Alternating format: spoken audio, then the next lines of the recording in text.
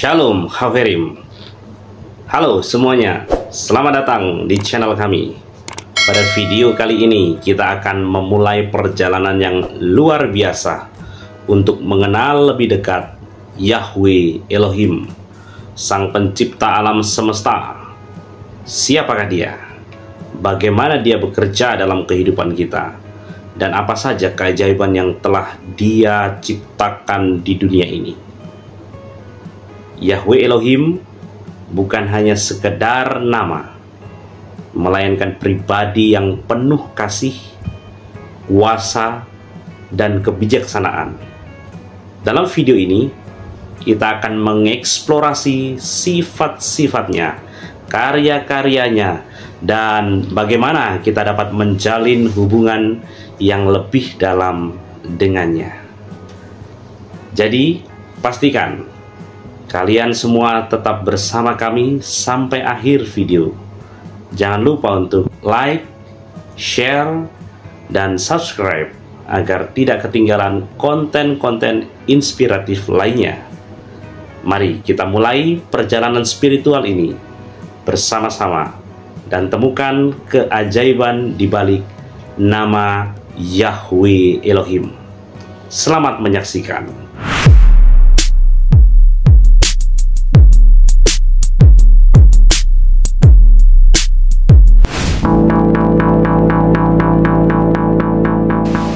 Siapakah Yahweh itu?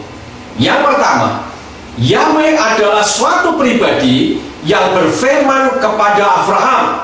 Di dalam kitab Kejadian pasal yang ke-15 ayat yang ke-7, di dalam kitab Tanakh atau Perjanjian Lama dalam bahasa Ibrani dikatakan, Wayomer Elaim ani Yahweh asher hotestika meot kasdim latek lecha et haaretz hasot leristah, yang artinya, dan dia berfirman kepadanya, akulah Yahweh yang membawa engkau keluar dari Ur Kasdim untuk memberikan negeri ini kepadamu untuk mewarisinya. Yang kedua, Yahweh adalah suatu pribadi yang berfirman kepada Moshe atau Musa untuk melepaskan Israel dari perbudakan di Mitzrayim.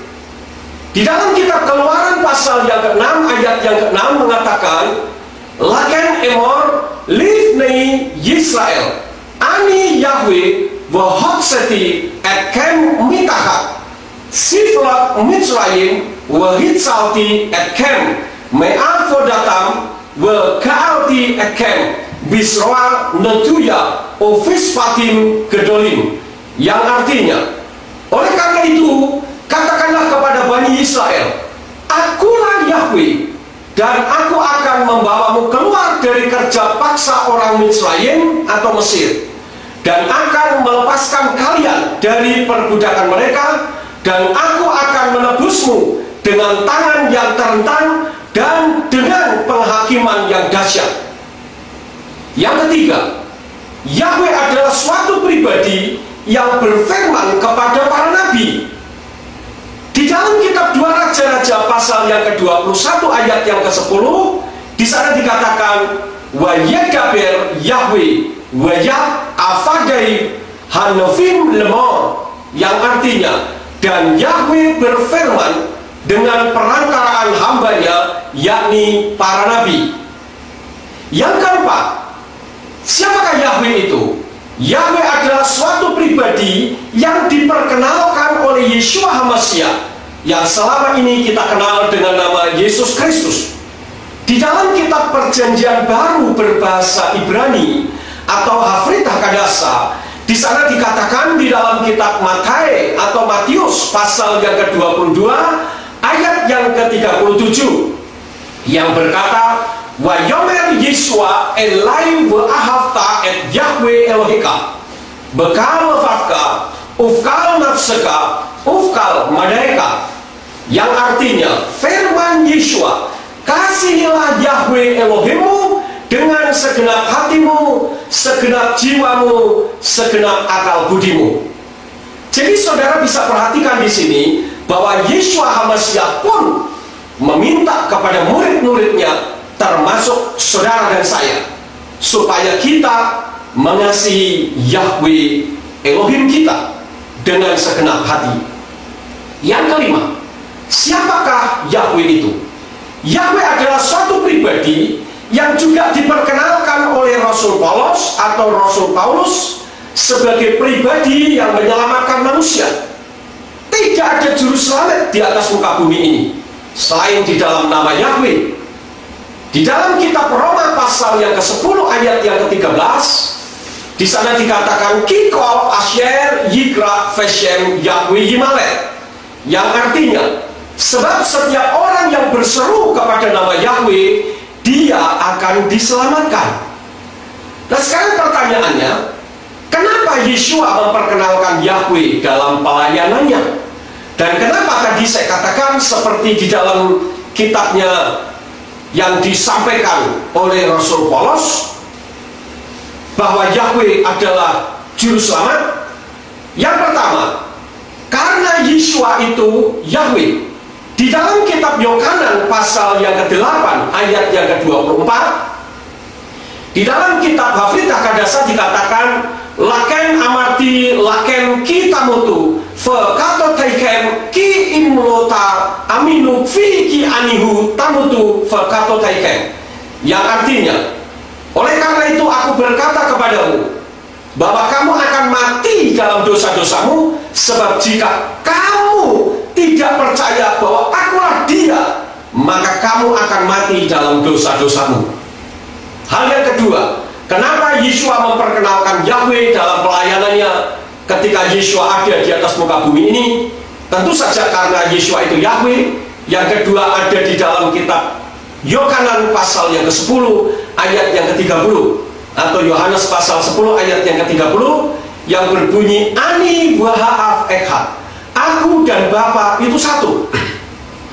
Jadi Yeshua itu adalah Yahweh sendiri. Namun kenapa ada orang mengatakan bahwa nama Yahweh itu tidak boleh disebut? Hal yang pertama, karena mengacu kepada orang Yahudi, di mana orang Yahudi tidak menyebut nama Yahweh. Setiap kali orang Yahudi membaca kitab dan mereka menemukan huruf Yod He Waw He, mereka menyebutnya dengan Adonai atau Hashem. Namun perlu saudara ketahui bahwa Adonai atau Hashem itu bukan nama, melainkan sebutan. Dan hal ini dimulai sejak orang Israel dibawa pulang dari pembuangan ke Babel. Namun sebelum itu orang-orang Israel memanggil Yahweh dengan namanya. Adonai itu dari kata Adon yang artinya Tuhan, dan I itu artinya ku. Jadi Adonai adalah Tuanku. Sedangkan Hashem itu dari kata Ha yang artinya itu, sedangkan Shem itu nama. Jadi Hashem itu artinya nama itu atau sang nama. Nah, perlu saudara ketahui bahwa orang Yahudi tidak menyebut nama Yahweh, tetapi menggantinya dengan sebutan Adonai atau Hashem, itu bukan karena mereka tidak mengerti, tetapi karena mereka menghormati. Sangat berbeda kondisinya dengan di Indonesia.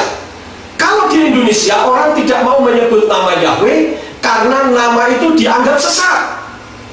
Dan perlu saudara ketahui bahwa orang Yahudi tidak boleh dijadikan acuannya dalam hal ini. Kenapa? Karena kalau saudara mengacu kepada orang Yahudi, seharusnya kita pun menyalibkan Yeshua atau menolak Yeshua, sehingga kita tidak mengakui Yeshua atau Yesus Kristus sebagai Elohim atau sebagai Tuhan. Yang kedua, orang-orang Yahudi berkali-kali berusaha untuk melupakan namanya. Contohnya di dalam kitab Hakim-Hakim pasal yang kedua ayat yang ke-10, di sana berbunyi Wegam kal hador hahu na esfu el avodai wa yakam dor akhir akharehem asher lo yatu et Yahweh wegam et hama aso asher asa le Yisrael, yang artinya, dan seluruh generasi itu dikumpulkan kepada leluhur mereka, lalu bangkitlah generasi lain sesudah mereka yang tidak mengenal Yahweh dan juga perbuatan yang telah dia lakukan bagi Israel. Coba saudara bisa perhatikan, sangat ironis di sini. Bagaimana Israel, bangsa pilihan Yahweh, kok melupakan namanya. Demikian pun orang-orang yang ada di Indonesia yang mengaku Yesus Kristus atau Yeshua HaMashiach sebagai Tuhan, sebagai Elohim, tetapi melupakan nama Yahweh, justru menonjolkan nama pribadi yang lain. Nah, sekarang saudara perhatikan, kenapa orang mengatakan bahwa nama Yahweh tidak boleh disebut? Yang kedua, karena dianggap tidak berbunyi. Memang di dalam bahasa Ibrani, Yahweh itu terdiri dari huruf Yod, He, Waw, He, yang merupakan huruf mati semuanya kalau ditransliterasi menjadi YHWH. Namun huruf YHWH di dalam bahasa Ibrani itu bukan berarti tidak berbunyi, namun kalau dibaca bunyinya Yahweh. Saya ketika di Israel, saya melihat koran-koran, rambu-rambu lalu lintas, teks di televisi, iklan-iklan di pinggir jalan, semua tidak ada huruf hidupnya. Namun bukan berarti mereka tidak bisa membaca. Memang huruf Ibrani terdiri dari huruf mati semua, namun kita bisa membaca sebetulnya. Contohnya adalah Shalom. Shalom itu terdiri dari 4 huruf mati juga, yaitu Shin, Lamed, Waw, Mem, atau kalau ditransliterasi adalah SLWM. Kemudian haleluya. Saudara juga pasti pernah mengatakan haleluya. Nah, haleluya itu terdiri dari huruf He, Lamed, Lamed, Waw, Yod, He, yang kalau ditransliterasi menjadi HLLWYH. Semua huruf mati, tetapi kan bisa dibunyikan haleluya, yaitu dari kata halelu yang artinya pujilah, dan Yah adalah kependekan dari Yahweh. Jadi kalau ada orang yang anti dengan nama Yahweh, begitu benci dengan nama Yahweh, tetapi menyebut kata haleluya, itu menandakan orang itu tidak memahami. Kemudian saudara-saudaraku yang kekasih, kenapa orang mengatakan nama Yahweh tidak boleh disebut? Mari kita pikir secara logika. Nama Yahweh di dalam kitab Torah, Nevi'im, Ketubim, Wahafritah, Kadasa, Perjanjian Lama dan Perjanjian Baru, dalam bahasa Ibrani, nama Yahweh itu ditulis ribuan kali. Coba kita pikir secara logika. Kalau sesuatu yang ditulis berarti untuk dibaca, jadi bukan hanya untuk dipelototin doang.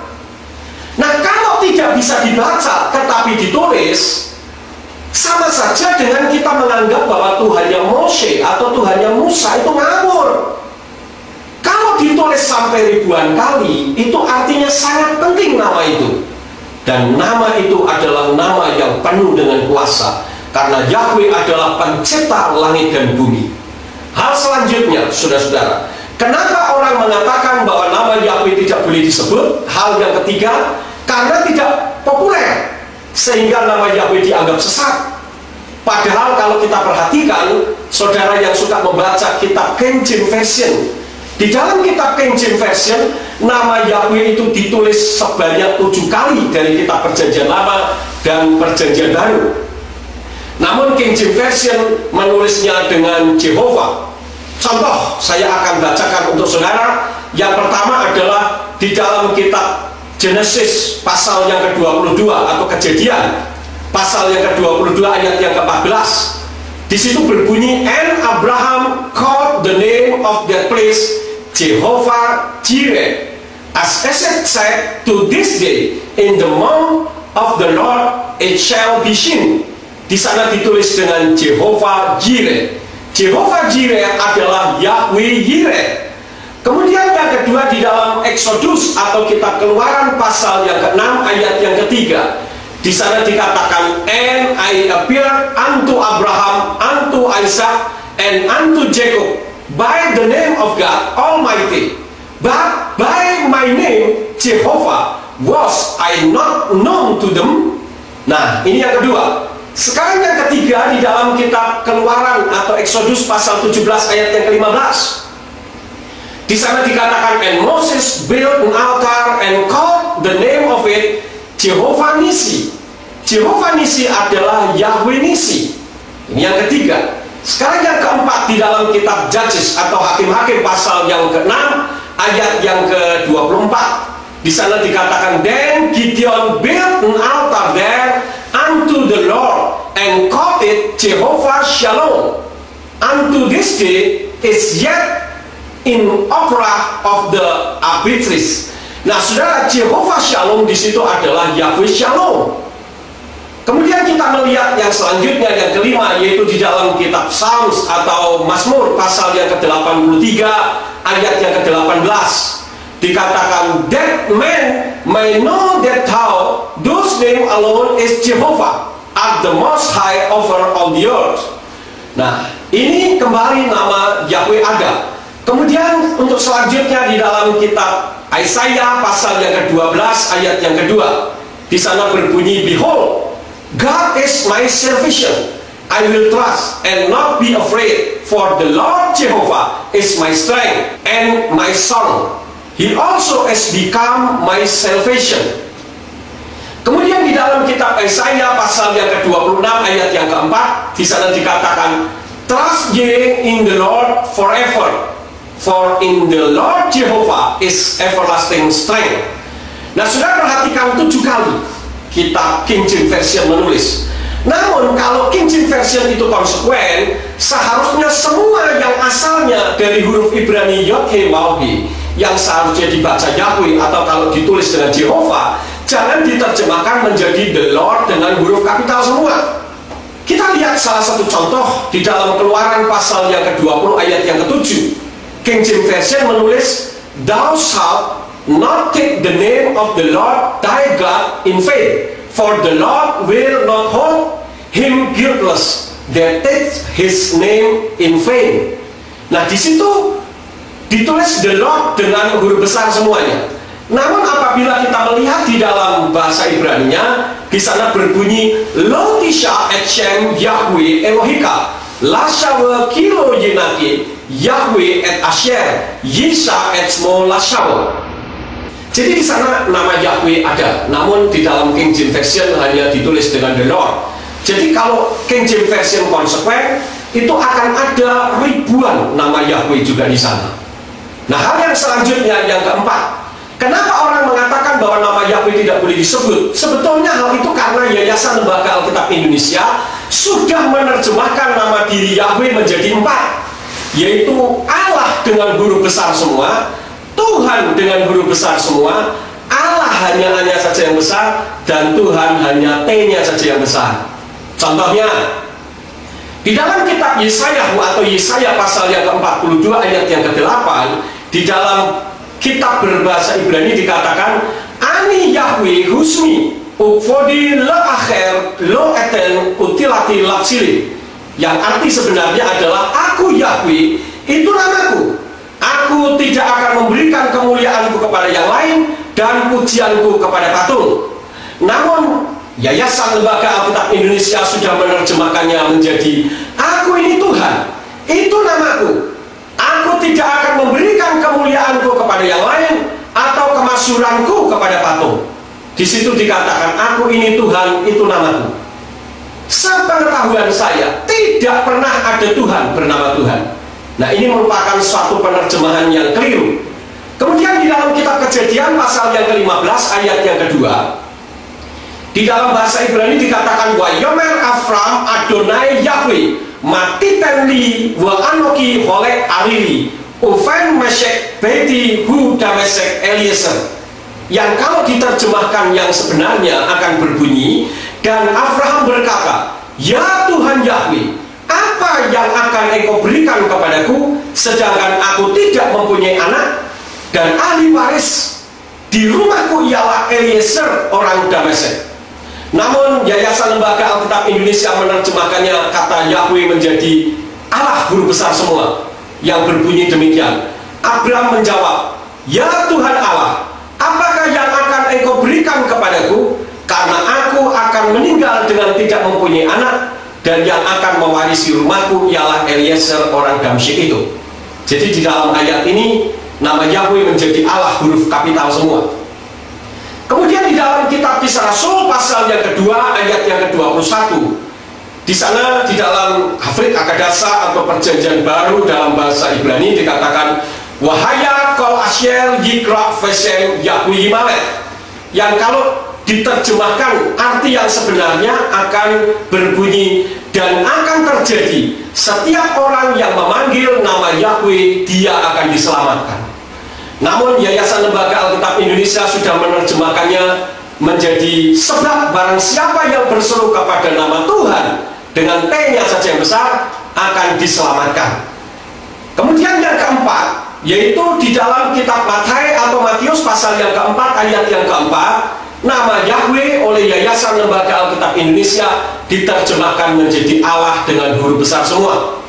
Contohnya di dalam Matius 4 ayat yang keempat, kalau saya baca berbunyi wayaan wayomar katuf kilo al halchem levadu yikye haadam ki al kalmotsa pi Yahweh. Namun sambil menanggapi, dia berfirman, telah tertulis, bukan oleh roti saja manusia akan hidup, melainkan oleh setiap firman yang keluar dari mulut Yahweh. Itu terjemahan yang sebenarnya, karena di sana dikatakan al-kal motsa pi Yahweh, yang keluar dari mulut Yahweh. Namun LAI menerjemahkannya, tetapi Yesus menjawab, ada tertulis, manusia hidup bukan dari roti saja, tetapi dari setiap firman yang keluar dari mulut Allah. Hanya saja yang besar. Nah, saudara-saudaraku yang kekasih, dengan terjemahan yang sudah saya sampaikan ini, seharusnya saudara tahu mulai sekarang bahwa nama Yahweh adalah nama Tuhan pencipta langit dan bumi yang tidak boleh hilang di dalam kitab suci kita. Oleh karena itu, kalau selama ini kita confuse, ragu-ragu, bingung karena nama Yahweh dianggap sesat, mulai sekarang saudara harus paham bahwa Yahweh adalah satu pribadi Tuhan yang turun ke dunia menjadi Yeshua HaMashiach atau Yesus Kristus yang adalah juru selamat saudara sekalian. Karena itu jangan nolak dia, terima dia sebagai pribadi yang mempunyai sorga, karena kita semuanya akan mati dan akan masuk sorga. Sorganya siapa? Tentu sorganya Yahweh, di mana Salomo pernah berdoa, dan dalam doanya Salomo katakan, engkau Yahweh yang tinggal, yang tempat kediamanmu ada di dalam sorga. Mari kita mulai ubah paradigma konsep pemikiran kita. Jangan menolak Yahweh, tetapi jangan menggunakan nama sesembahan lain, karena Yahweh adalah Tuhan yang menyelamatkan saudara. Terima kasih saudara sudah mendengarkan apa yang saya sampaikan. Bapa Yahweh Sebaot pencipta langit dan bumi di dalam Yeshua HaMashiach memberkati saudara sekalian. Amin. Terima kasih telah menonton video ini dan mengikuti perjalanan kita dalam mengenal Yahweh Elohim, Sang Pencipta. Semoga informasi yang kami bagikan dapat memperkaya iman dan pengetahuan kalian. Jangan lupa untuk meninggalkan komentar, like, dan share video ini agar lebih banyak orang yang dapat ikut serta dalam perjalanan ini. Pastikan juga untuk subscribe channel kami agar tidak ketinggalan konten-konten menarik berikutnya. Sampai jumpa di video selanjutnya, dan tetaplah diberkati. Bapa Yahweh Beshem Adoni Yeshua HaMashiach Waruah Kodes memberkati. Shalom. Bangkit dari maut, Yeshua yang mengalahkan. Hari pun bersinar terang, kebangkitan nyata. Gelap sirna, cahaya datang. Kemenangan nyata membawa terang. Kebangkitannya nyata dan kuat. Yeshua hidup, bangkit dari maut. Yeshua menang. Kebangkitannya terang bersinar. Cahaya kemuliaan kita rayakan. Yeshua hidup, bangkit dari maut. Yeshua menang. Kebangkitannya terang bersinar. Cahaya kemuliaan kita rayakan. Yeshua hidup, mengalahkan maut, bikinkan kita bersinar. Yeshua bangkit, memberi kemenangan. Dengan hati yang penuh kita semua bersorak, yeah, yeah. Yeshua hidup, let's dance. Bangkit dari maut, Yeshua menang, oh, oh, yeah, yeah. Kebangkitannya terang bersinar, oh, cahaya kemuliaan kita rayakan, oh, oh. Yeshua hidup, gelap tersingkir, terang menerangi, oh, oh, yeah. Yeshua menang, kita rayakan, oh, hidup penuh sukacita, tak ada duka, oh, oh. Yeshua hidup.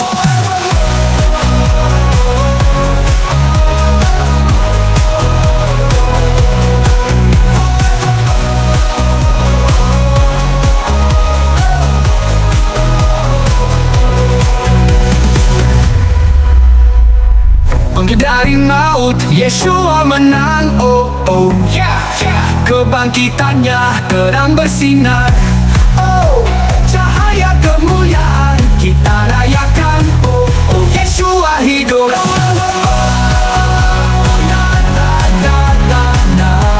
Yeshua hidup, bangkit kita rayakan, cahaya kemuliaan kita rayakan, oh, oh. Yeshua hidup. Bangkit dari maut, bikinkan kita bersinar. Shine, shine. Yeshua bangkit, memberi kemenangan. Berikan hati yang penuh, kita semua bersorak, yeah, yeah. Yeshua hidup, gelap tersingkir, terang menerangi, oh, oh, yeah. Yeshua menang, kita rayakan, oh, Yeshua menang, kita rayakan, oh, oh. Yeshua hidup, gelap tersingkir, terang menerangi, oh, oh, oh, oh, oh, yeah, yeah. Yeshua menang.